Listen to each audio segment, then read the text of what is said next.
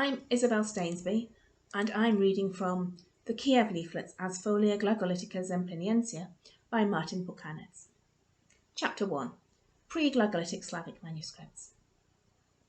Slavicists tend to claim that the Slavs suddenly emerged in the 5th and 6th centuries as if newborn, with no precursors or explanations, and that no one has an answer to the question of how half of Europe became Slavic in so short a period of time.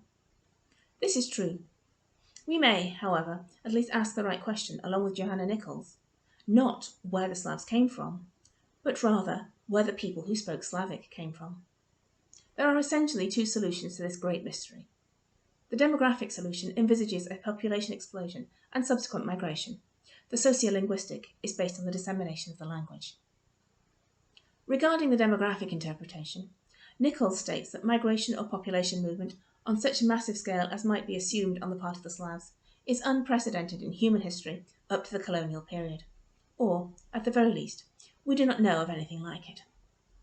An exception could be the settlement of previously unpopulated territories, but there is no archaeological or historical evidence of extensive depopulation in Central and Eastern Europe in the middle of the first millennium Common Era. On the contrary, we can completely rule out the hypothesis that a territory belonging to no one existed in this period, a time of class-based states. Continuity with the previous settlement is shown in the names of rivers and mountains which were taken from the previous population, such as Moravia, Hron, or Carpathians. And even if we accept this migration, it would still be very difficult to account for the formation of so huge a biological potential in the Slavs, a potential capable of occupying an area of approximately 3 million square kilometres of the historical map of Europe in so short a period of time. Population movement did, of course, occur, but certainly not to the extent traditionally assumed in Slavic studies. We are much more likely to explain this mystery if we primarily consider the spread of language, and thus also the spread of ethnicities. According to Johanna Nichols, we need to distinguish three concepts when considering the spread of language. The first is the centre from which the language spreads, called the locus. The original Slavic settlements, even with regard to the proximity of Baltic and Germanic to Common Slavic, are traditionally located in the region to the northeast of the Carpathians, but the locus was later also on the Danube, or more generally in Pannonia. The second is the trajectory, which may be one-way, bidirectional or radial, and also changing or constant in time. The trajectory of Common Slavic is more or less radial. The third is the impetus for the language spread. This concept does not provide an entirely clear explanation, but states that the impetus may, for example, be a group of conquerors whose martial values and organisation are adopted by the subjugated group, or many other forms of cultural interaction. For language spread, it is necessary to establish whether the language in the process of spreading was an ethnic language when it started to spread, or a lingua franca. Common Slavic was an ethnic language, although Nichols states that the Slavs distinguished between two ethnicities, generic and local. The Common Slavic word for generic ethnicity was jazyk, which also means language, so Slaviansky jazyk meant both Slavic ethnicity and Slavic language. On the local level, this was the classic ethnicity of early medieval Shtema, about which much has been written. For example, they believed in a common origin, or rather they have a common name, a common ancestor, history, culture, territory, solidarity. The Moravians, Czechs, and so on can then be classified as such ethnicities.